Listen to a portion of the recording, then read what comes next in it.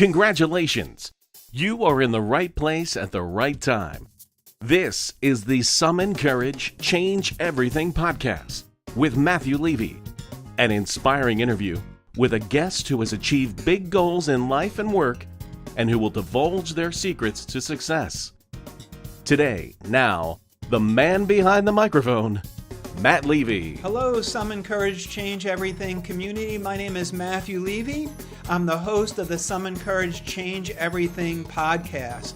If you like what you hear, please help me spread the word by sharing with your networks and giving a 5-star review wherever you're listening or watching this podcast. I'm really excited to have Raymond Lee joining us for this episode. Raymond Lee is founder and CEO of Careerminds, which he launched in 2008 as a virtual outplacement company. He brings over 18 years of human resources leadership, career consulting, and outplacement experience to Careerminds. The concept of a virtual outplacement was developed by Raymond after experiencing years of traditional outplacement in a variety of HR roles. When he started the company in 2008, he had one goal in mind: to create an outplacement program that was forward-thinking to reduce the stress employees face during a career transition. Raymond holds a master's degree in IO psychology from Louisiana Tech University and a bachelor's degree in psychology. Welcome, Raymond, to the show. I've been really looking forward to our conversation. Thanks, Matt. I'm glad to be here. We're going to have some fun, Raymond, talking about how to summon the courage to achieve big goals in work and life. And what I'd like to do is start out by asking you a little bit about your upbringing and how that ultimately influenced your career direction. Matt, I'm really happy to be here. And when I think about my upbringing, my parents actually were both entrepreneurs. They were business owners themselves. And my parents separated at a young age, and my mom actually raised me. She was a school teacher when I was a young kid. And after raising two young boys, realized that she wasn't going to be able to do it on a teaching salary. And so she went out on her own and was a court reporter. And after about 10 years of working as a court reporter, she went out and started her own company. And she hired other court reporters and started her own firm and became really successful at that.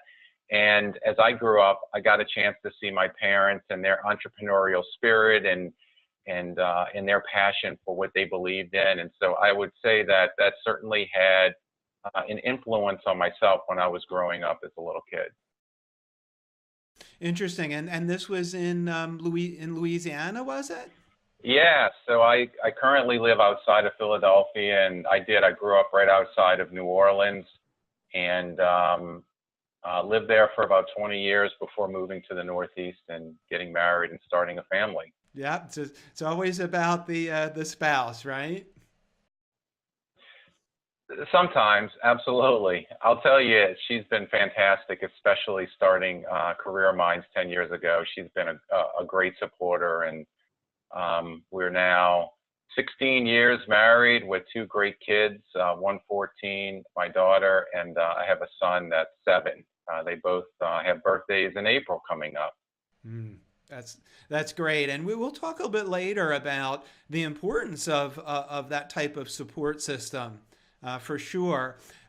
So how did you wind your way, career-wise to HR, and then I definitely want to hear the story about Careerminds. Of course, that's a central part of the story, I know. Yeah, absolutely. So when I was in high school, I had a guidance counselor tell me early on that she thought I'd be a great psychologist. I was always helping my friends, with relationships and personal problems and all that kind of stuff. And this guidance counselor told me, you'd be great at being a psychologist. And that stuck with me because I went off to college and got my undergraduate degree in psychology. I did an internship in my senior year at a hospital. And after a couple of weeks, I quickly realized that being in medicine and healthcare wasn't the field for me. And so I got into industrial organizational psychology, which, as you know, is the study of work study of behavior in the workplace.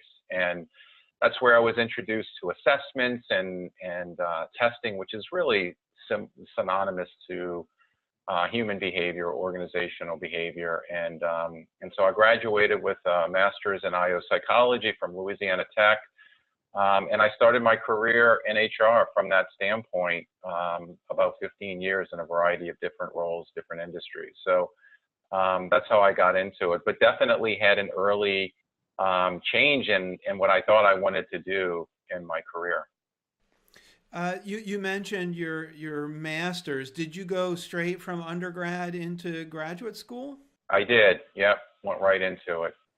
Is that something that you recommend for others when you're having mentoring conversations and so forth? I would tell you that if I were coaching someone, it really depends on what you want to do long term. You know, for me, I had two forks in the road. I had a fork in the road, but I had two decisions to make. One is, you know, what did I want to do from a career perspective?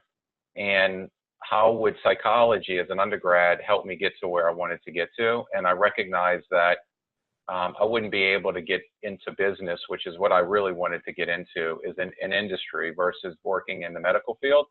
And I knew psychology alone wouldn't do it. So I looked for a degree that would broaden my not leaving the profession of psychology, which I really enjoyed, but this idea of studying, you know, work behavior in the workplace, human behavior in the workplace was very appealing. So I knew I could leverage that master's degree. And I will tell you that it definitely helped with, you know, looking for companies and competing against others that were looking for HR positions. So I would say absolutely a master's degree, it definitely gives you an advantage. And if you're going to want to start your own company, which is what I did years down the road, having a business degree or having an MBA certainly would have helped my situation at that time. But I think everyone needs to figure that out. But yes, absolutely, a graduate degree definitely I would say would be advantageous. And what was your first job then after getting the master's? So I went to, actually, I worked at a hotel at a front desk. This is a funny story, Matt. So I started applying to jobs. I had one internship that I did for a wellness center. I was kind of like a safety coordinator for a hospital.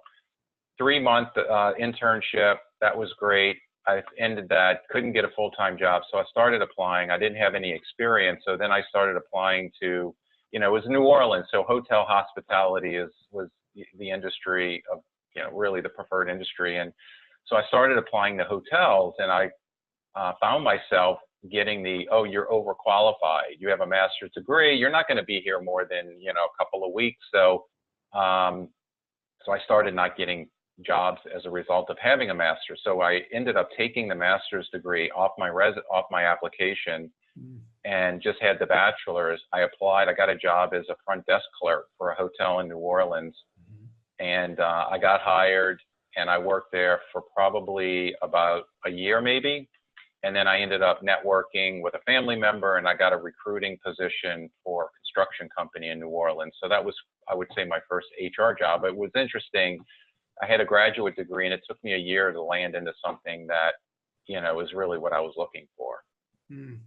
There are some interesting lessons there, Raymond, for sure. One of them is to just get started and not hold back for some sort of dream job. Because once you got the job in the hotel, then you started building a resume and building some experience and being able to use the experiences that you had to land the next job. I feel like I did something similar, starting my career in a retail executive development program. So it was, you know, not so glamorous working in a department store, but I quickly found that I was able to have 10 or 12 direct reports as a 22-year-old.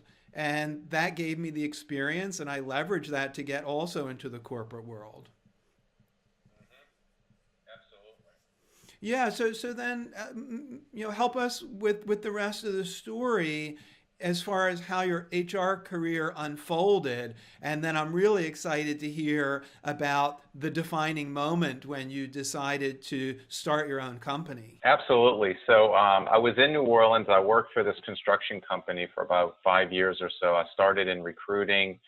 I was tasked with hiring field plumbers and pipe fitters.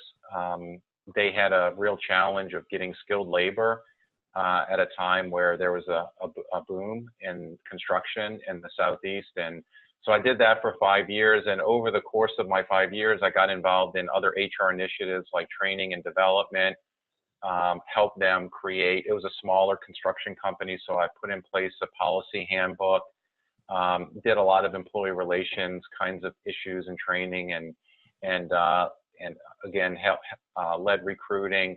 I got to the point after about 5 years, there was really nowhere else for me to go. And this was around the 2000 timeframe.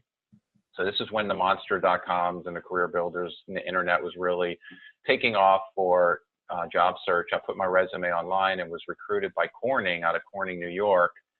And literally, one of the reasons I took that job is I knew that if I wanted to grow to the next level, I would need to leave New Orleans. It's a small town with not a lot of industry, and working in HR, I felt like I needed to really move somewhere and to get with a much larger company. And Corning was perfect because, they've been touted as one of a company's most strategic HR practices. And so it allowed me to get a good foundation at the next level, working for a Fortune 100 company. And so I literally moved to Northeast Pennsylvania to a startup plant and was in charge of hiring several hundred hourly employees, lots of engineers. And actually, that's where I met my wife, who was hired at that same facility. And it was great. It was stressful for me because I moved to Scranton, Pennsylvania, where the plant was located, and I didn't know anyone there. So it was a little bit of, you mentioned courage earlier. It was definitely stepping outside of my comfort zone to stretch myself into a position that, was new, but very challenging.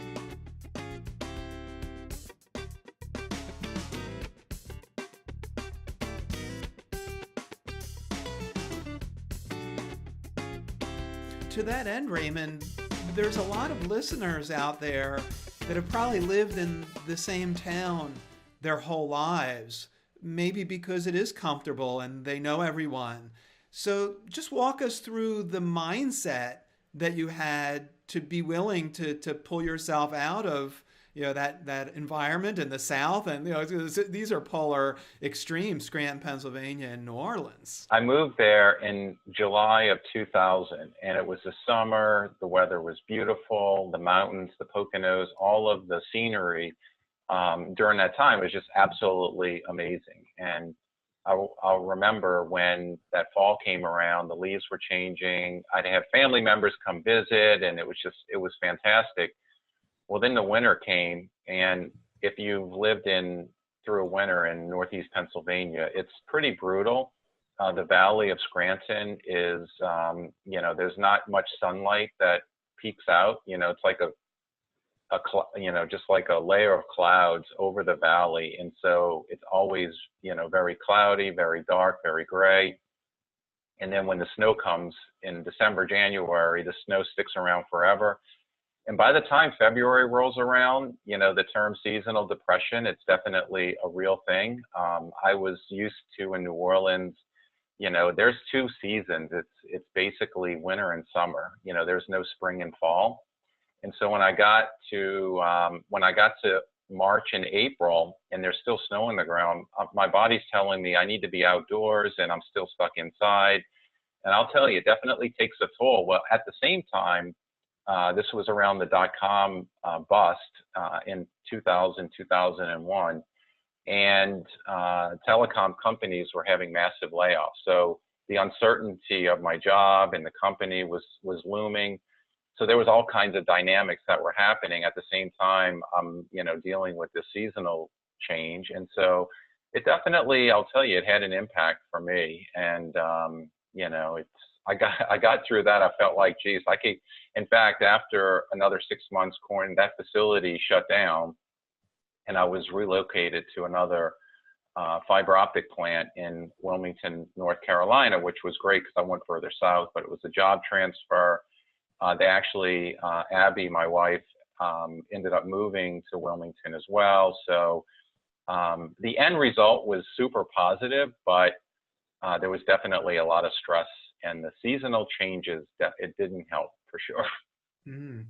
Were there moments in that Scranton era that you thought about pulling the plug and saying, screw it, I'm heading back to New Orleans? I wasn't there just yet, I will tell you. I felt like I was going to see it through and see how things worked out with Corning.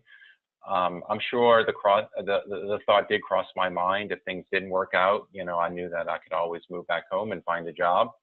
But I kind of persevered and just rolled with the punches, if you will, and things worked out. And I think that's kind of the philosophy that I've had over my career, is that if you just do the right thing and you keep moving forward, there's always a little bit of luck and things sort of seem to work out. And you have to just keep positive. And I do believe I believe in a higher power, and what's meant to be is meant to be. And so it worked out for me, and I'm very fortunate of that.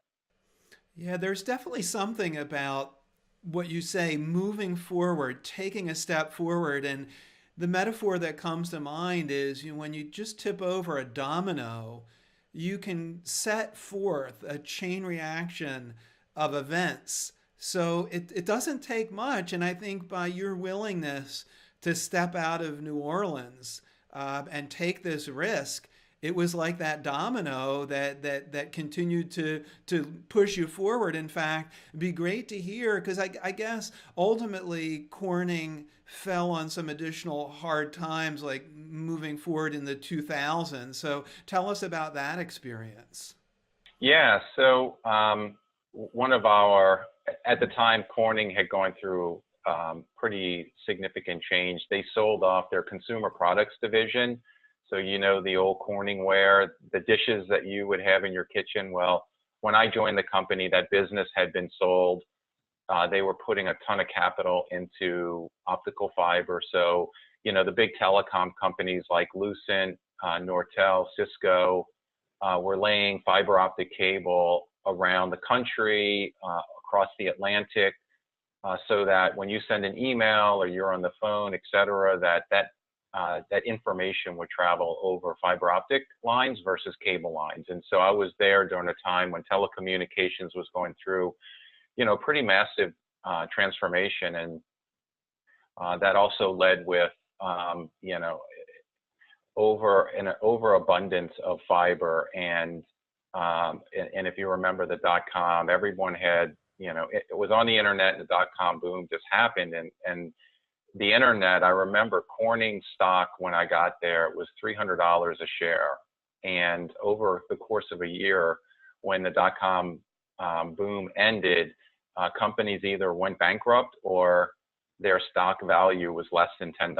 So I'm sharing that just to give you just bringing you back to a time where, we were very prosperous in technology, but it quickly evaporated overnight, which meant Corning had to go through massive layoffs. They had, I would say, probably 20% of their workforce in the manufacturing sector. We were laying off almost a third of production and salaried employees.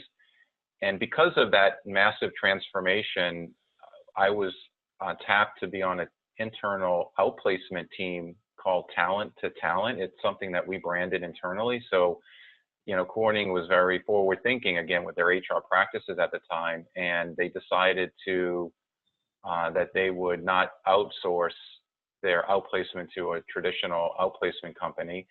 And we essentially took HR, consultants, at the time they were called consultants, not business partners, recruiters, And we essentially created outplacement centers at all the locations where Corning had hubs of employees.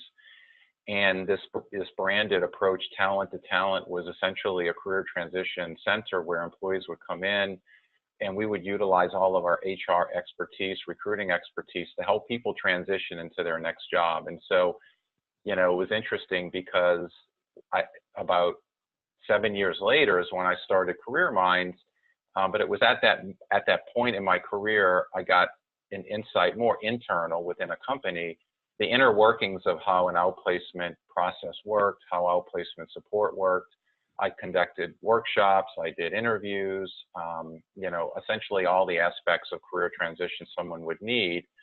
And I had that experience. And so it was really fantastic. And I ended up, after just rounds and rounds of layoffs, you can imagine, I know you've been through it on probably both sides of the desk, but, it's pretty stressful when you're going through those rounds of layoffs. And I knew at the time that I wasn't going to spend the rest of my career, at least in Wilmington, North Carolina. And so my wife and I decided to take a package, and they were very generous. And so we, again, another courageous thing, we took severance packages without having a job to go to, and signed up and said, we're going to start our new job search in the Philadelphia area.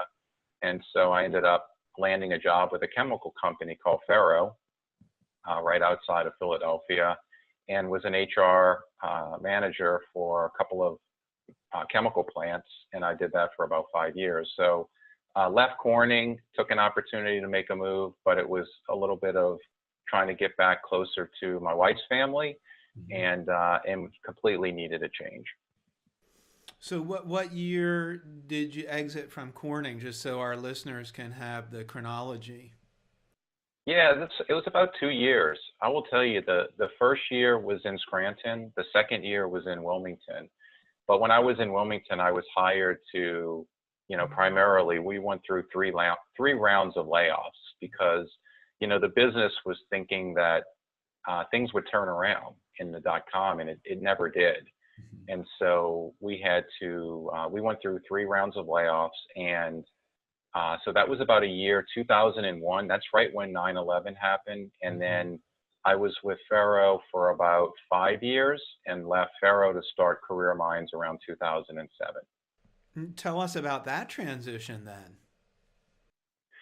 So, kind of a similar, I found myself working in companies, and I feel like I've always gotten to a point where I feel like I've done everything I could have done.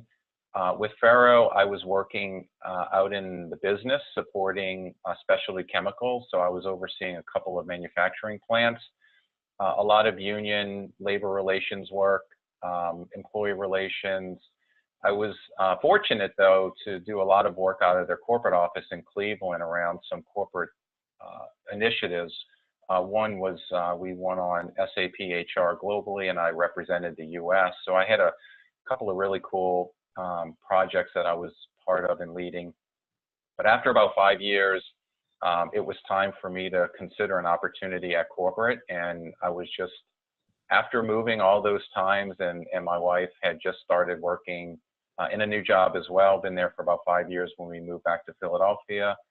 There wasn't any way I was getting Abby and the family to move to Cleveland. There's nothing against Cleveland, but it was just not in the cards. And so that's when, my wife said, I think it's time for you to, go after that dream of starting your business, which is something that I've always wanted to do. As I mentioned, my parents were entrepreneurs, and I knew that at some point I'd get enough courage and enough experience to kind of make the leap of faith. And so I went to my boss at that time, who was in Cleveland, and basically said, look, I want to put in my notice. I've gotten a lot of credibility from corporate HR, and I knew that saying that I wanted to leave and wanted to start my own company, I knew that they weren't going to just throw me out. They couldn't just show me the door. They needed a good succession plan, and they didn't have one in place. And so I was really fortunate that when I mentioned that I wanted to start my own company, they allowed me the opportunity to backfill my replacement. So I went out and hired my replacement. got her up to speed, and even had a 6-month contract transition, so that, I was kind of working part-time, supporting my replacement, and just doing some, finishing up some special projects. So it was a really nice, they were very supportive of my willingness to want to go out on my own, and allowed me a transition that got me to start, kind of developing, some of the branding, the concepts and things, and started to try to find 1 or 2 clients. So it was really positive.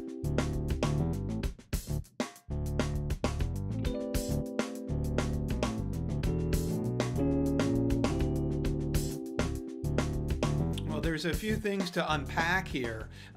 First, you mentioned this entrepreneurial spirit that you had picked up when you were a kid.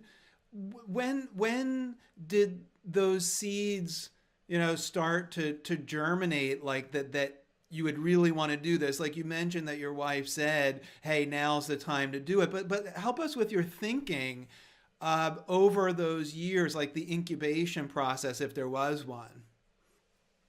Sure. Yeah, there was definitely an incubation period. When I mentioned the counseling and psychology. When I was in college, I always found myself, when I knew I wanted to get into HR, I always found myself helping people with career advice in terms of writing resume and, just sort of helping them think about what they want to do with their career. And when the internet boom came in 1997, I'll never forget, I was sitting at that construction company, probably about 3 years into the job, maybe 2 years into the job, and everyone was scooping up websites. And I called the 1-800 number. I said, I need a website. I don't know what I'm going to use it for. And so I called there was no GoDaddy at the time. I called this 1-800 number. It was like $100. And I bought a domain. Career.com was already taken, believe it or not. But then I started thinking, okay, I have a psychology background, and I want to do something related to helping people find a job. And so I said, okay, I'm on the phone with this customer service rep or the sales rep on getting a domain. And I said, okay, do you have career.com? Nope. Do you have career, career start, all these things related to career start. And then I said, well, okay, hold on, just give me 1 second. And I said, all right, I have a psychology background, and looking for a career is all about having the right frame of mind. It's not a job. It's really being thoughtful about how you're going to spend the rest of your career. And so I said to myself, what about Careerminds? And she said, it's available. And I said, okay, that's what I'm going with. And so I went with careerminds.com in 1997, and it literally sat on the shelf. I paid my $100 every year. So 97 to 2007, 10 years went by. And I always sort of had this idea in my mind that I'm going to use Careerminds one day. I have no idea it's going to be related to helping someone find a job. And it was interesting, Matt, because when I started the company in 2007, the economy was going great. In fact, Faro was my first client, and I started the business as a recruiting company, which is not something that a lot of people know. Mm-hmm. In 2007, when I went on my own, I hired a couple of recruiters. I hired a salesperson to do recruiting. Faro, which is a global company, 10,000 employees, they took me on as a client. I had a bunch of searches that I was working on with them. Life was good for the first 12 months. I picked up some work with other companies in Philadelphia. And then the fourth quarter of 2007 hit, and I'll never forget, I got an email from the head of HR at Faro that was forwarded from their CEO. And the email said, effective immediately, our company's on a hiring freeze. Rescind all offers, and literally, we're not hiring for the indefinite future. And I had probably a half a dozen offers on the table. I had recruiters working on, actually 2 recruiters I had working on assignments. Everything literally evaporated overnight. And one company that I had who reached out to me, it was a small startup company where we were helping them recruit salespeople. They said, hey, we have some bad news. And this is after I got the Faro message. They said, I said, okay, it can't be anything worse than what I got earlier in the week. And they said, well, all those sales positions that you're working on are now going away because we're filing for Chapter 11. And I was like, geez, okay. So, but they said, do you have any experience doing any kind of like career transition work or outplacement? And I said to myself, that's my pivot. And it was January of 2008 where the recruiters walked out the door and the salesperson walked out the door. And I said, Careerminds, after 1 year, is now an outplacement company. And that's sort of, we started a new virtual model. I said to myself with this small company of people in Delaware, I said, how am I I don't have the office space to house these people. How am I going to deliver the service? I knew about the traditional players out there. They have offices all over the world. I said, am I going to ramp up? And this is beginning to be the biggest recession that, we were facing. And so I said, wow, okay, I'm not going to be able to open up offices quickly enough. I don't have the capital to do that. And my neighbor just so happened to be a software developer who I was sharing some office space with. And one of the employees from that company had a PhD in educational technology. And I started coaching them over the phone and just working on their resume. And when I saw this one person's resume, I saw his background. He was had a lot of experience in developing educational technology software. I had this guy in my office who worked for Microsoft and super smart, was a software developer. And they said, well, why don't you develop a virtual model, build your own software platform, and do the coaching over the phone and through Skype? Why in the world would you even think about opening offices? That's going to be dead in 5 years, maybe 10 years. And so I was like, wow, that sounds interesting. And so I hired that one employee who started with me. I don't know, you may know Justin Shackleman, but he started with me day one. And I contracted this software developer to help. We basically cobbled together our first generation platform in 2008. And because it was the beginning of the recession, there was lots of companies out there that were looking for inexpensive ways to help their employees transition. But that one client that went bankrupt, I essentially charged them $1 per person, per employee, just so we can say we actually billed a client. Mm-hmm. And the president of the company wrote a testimonial for us, and that became our first client in 2008. Wow, it really is an incredible story. I didn't know, some of the nuanced details, so I really appreciate you sharing them. Let me ask a couple follow-on questions to that story. The first one is back to the idea of actually quitting Faro. Now, you had these traditional W-2 jobs, regular paychecks, and now all of a sudden you are going to give that up to have to what we call hunt and kill to make a salary. Like, how did you wrap your head around that huge transition? Well, so I would tell you, this is where the silent partner comes into play, because my wife, very fortunate, has a great job, and she's an electrical engineer and carries the benefits, which for someone who's, I had at the time, my daughter was 4 years old. So, we had a young kid, we had a new house that we just built. If I were in a situation where I was the breadwinner and let's say I had a stay-at-home mom and we had a daughter, I may not have had the opportunity to take that leap of faith. If I were, 20 years old and single and maybe a couple of years experience, I think entrepreneurship would have been maybe a little bit better timing. But very fortunate to have, a co-working partner who was the breadwinner for the first 3 years, had a great job, very stable. I'll tell you, we definitely bootstrapped in the family. We didn't take a lot of vacations. I paid myself very little. When I say very little, probably a couple $100 a week just to, pay utility bills. I ate ramen noodles. My, friends would always joke I'd keep a case of ramen noodles in the office.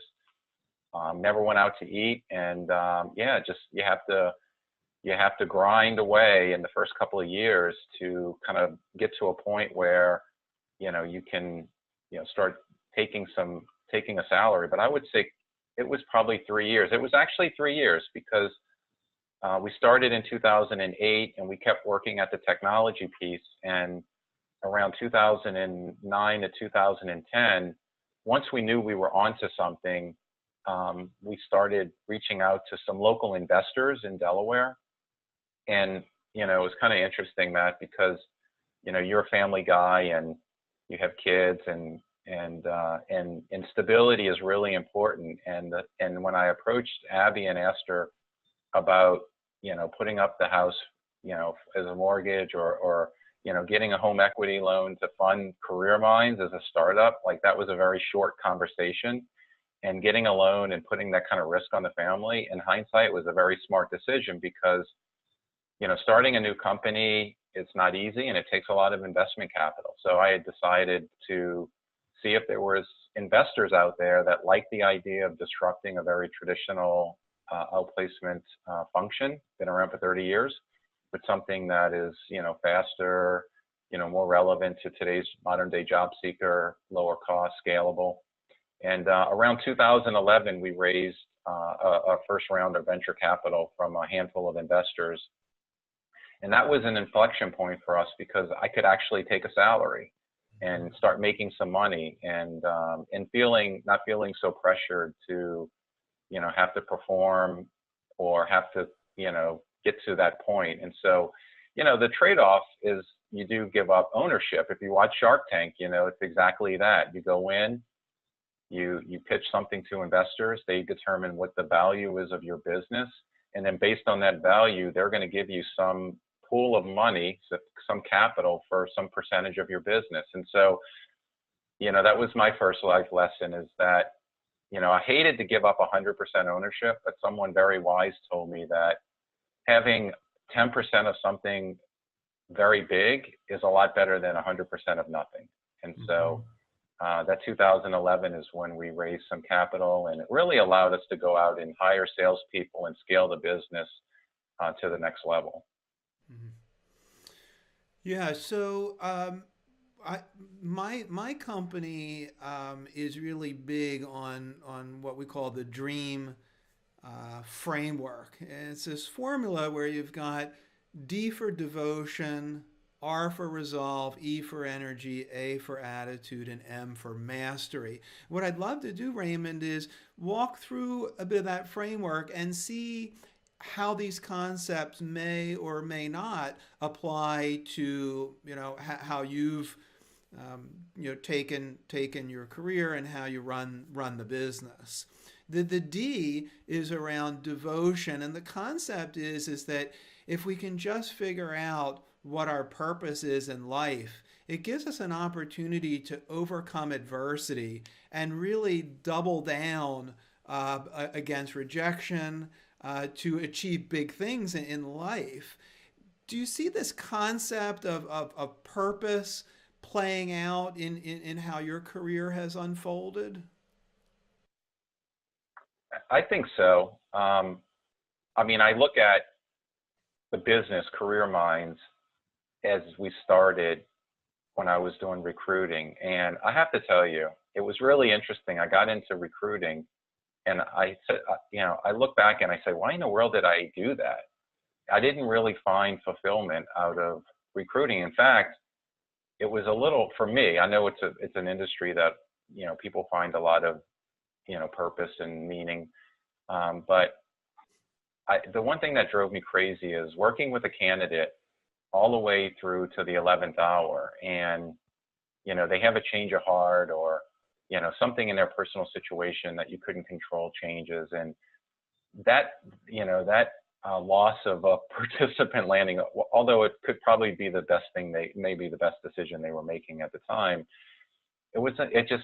I didn't like that aspect of the recruiting function. And so the fact, though, with outplacement, you're taking someone who has lost their job and they're hit with a life event at the most stressful point in their life. And when I think back of the interest in psychology, I did a lot of the coaching early on and worked with a lot of the participants, even from that first contract, where I was working with people who, were just notified they had to go home, tell their spouse, tell their kids they weren't going to have a job, and then start thinking about, their next opportunity. And for me, I love the idea of that being a challenge and helping people from a place of a lot of stress and anxiety, and even in some cases depression, to get them to a place where they look back and say, wow, I'm better off today than I was 3 months ago or 6 months ago.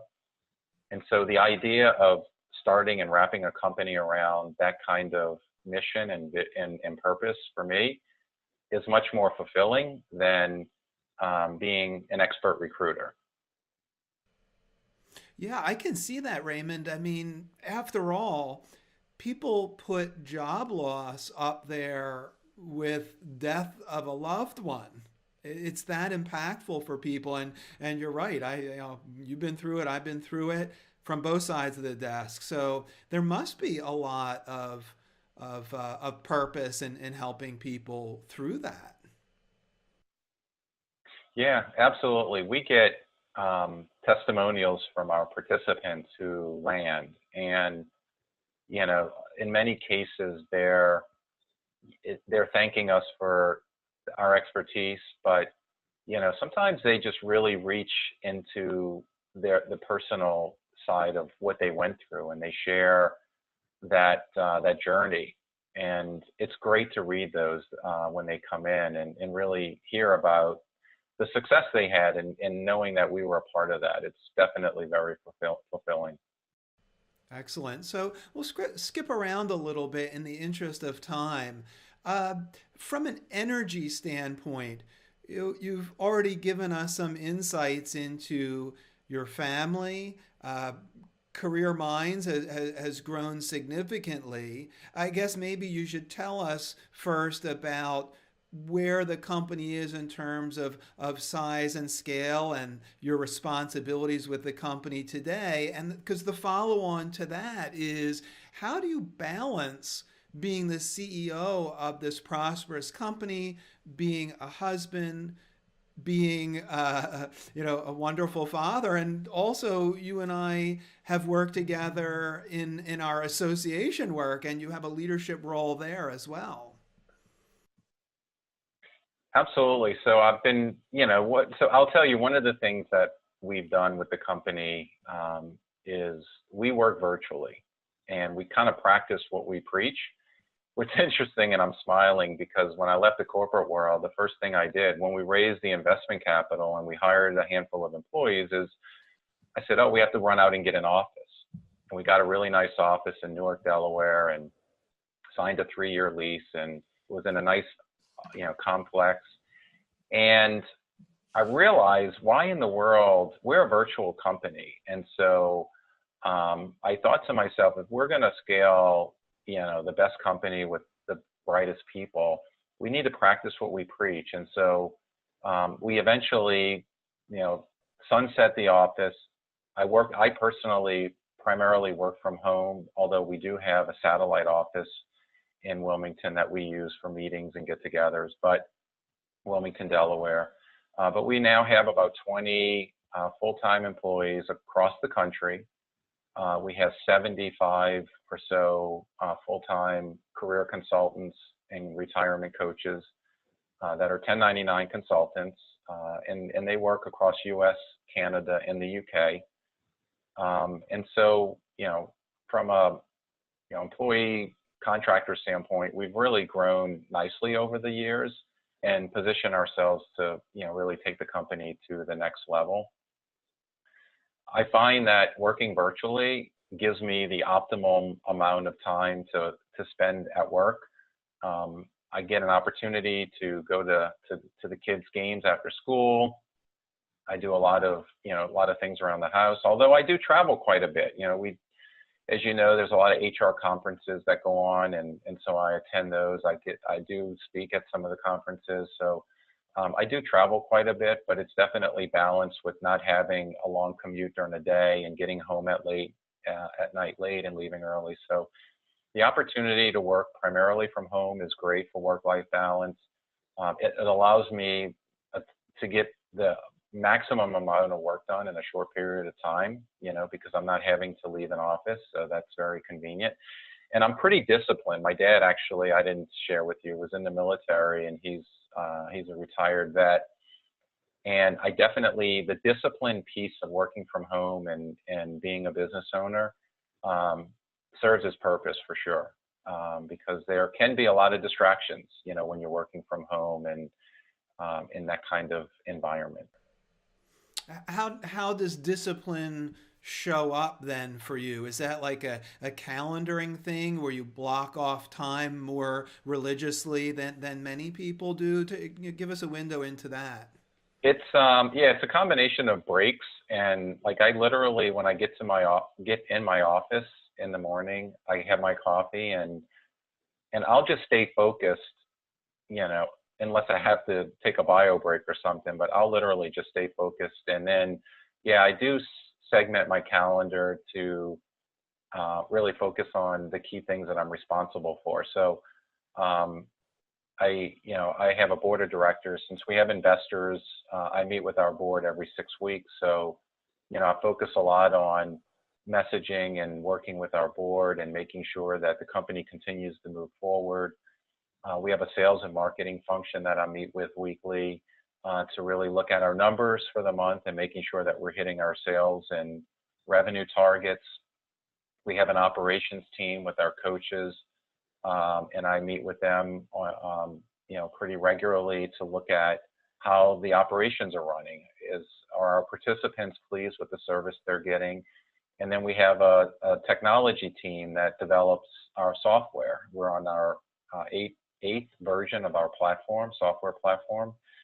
So we have a whole development roadmap with our software product. And so, the discipline is really just, really giving each of those functions the attention it needs, and minimizing the distractions that you would have throughout the day. And so, I save a certain amount of time for email and, making sure I'm getting back to people. And so the nonprofit piece that I'm a part of is just something that I have to manage in as well, and be disciplined that I'm not spending too much time on things that aren't contributing to the success of the business or even impacting my family.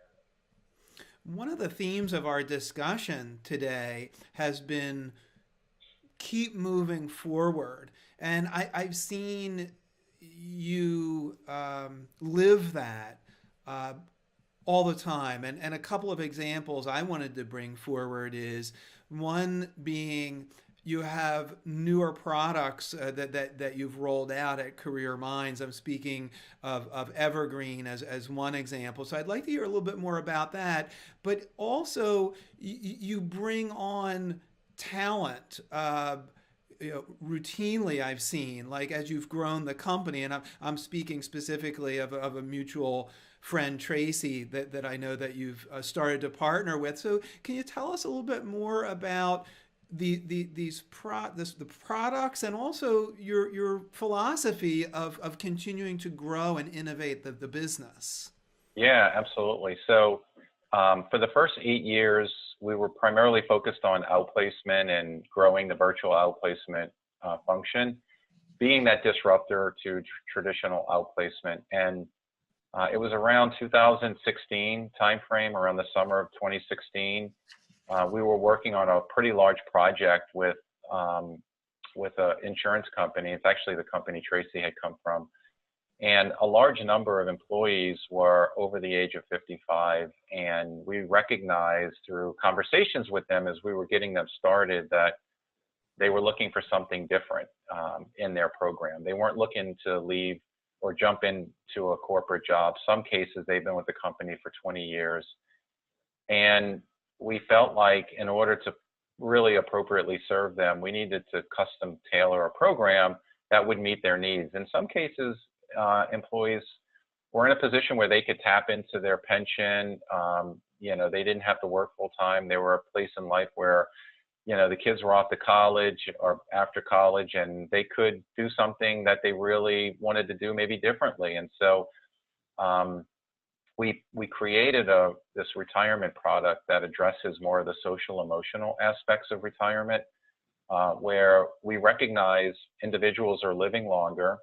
They don't necessarily want to, kind of retire to a golf course or to a beach and spend the rest of their time, years traveling. They want to stay in the game. They want to continue to contribute and have purpose in life meaning. And what we found is that people wanted to do something with their life, and a lot of the times it was related to a job.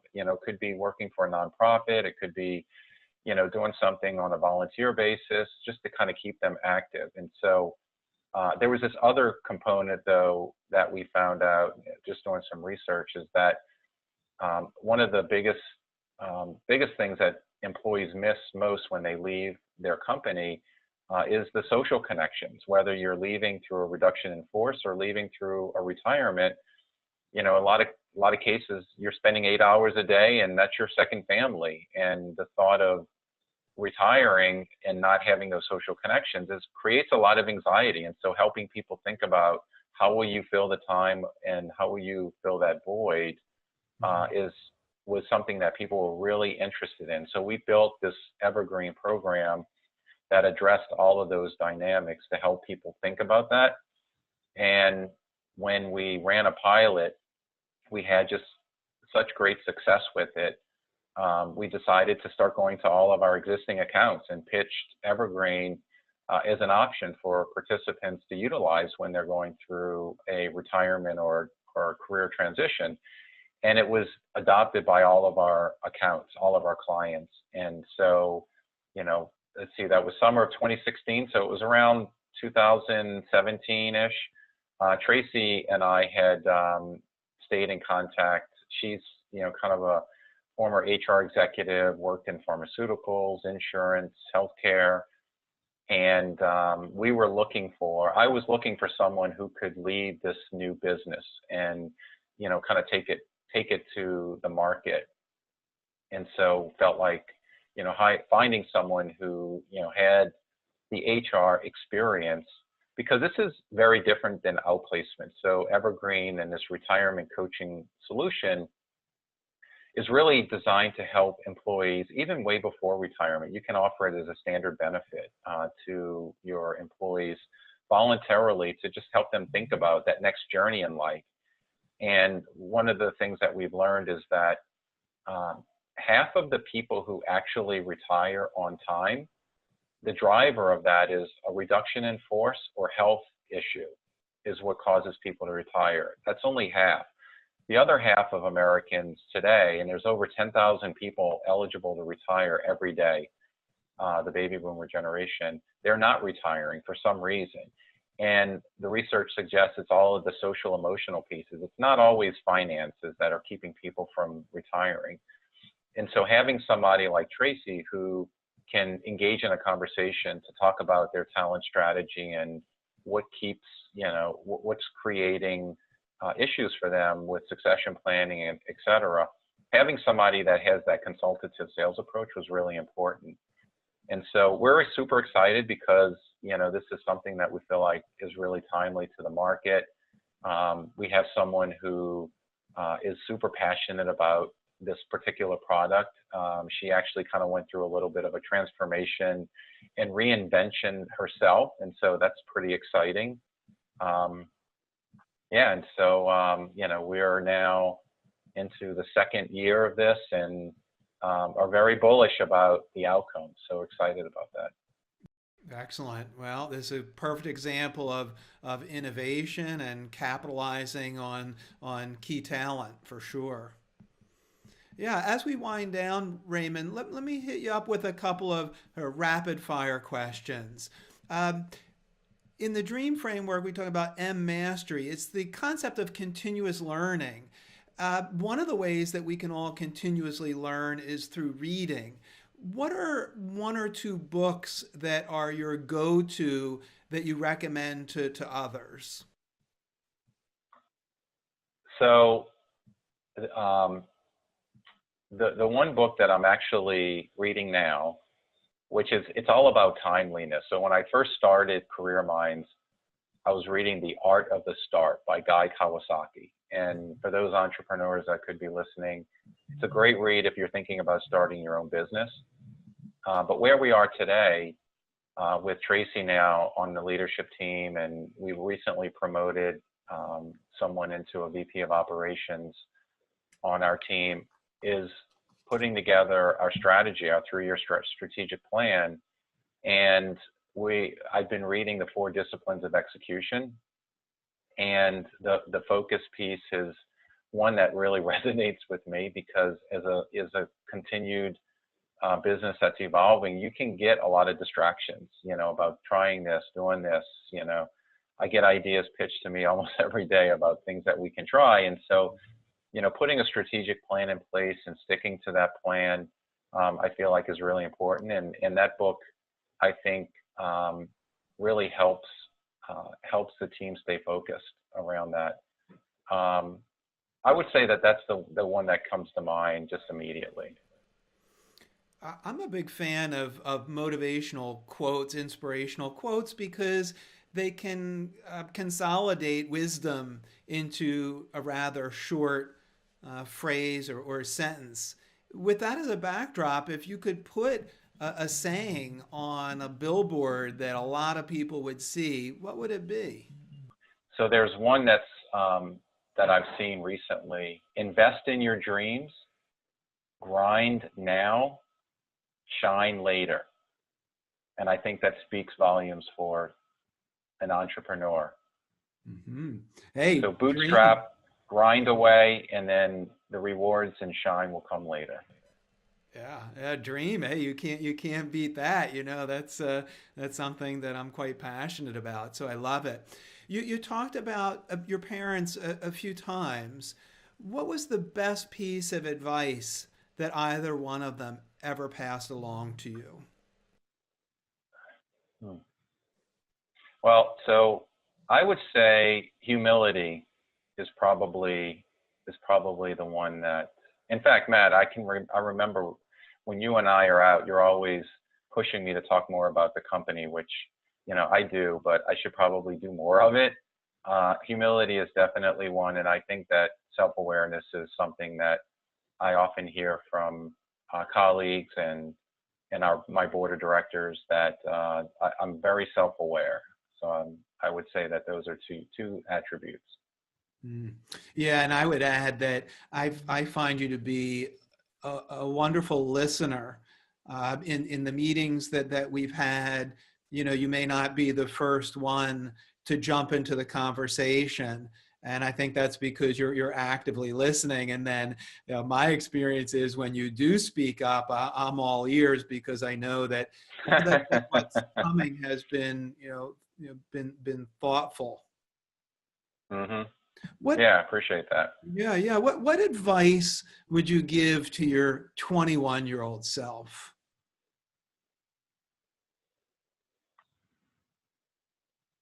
I'm going to have to stick with the follow your dreams. I would say,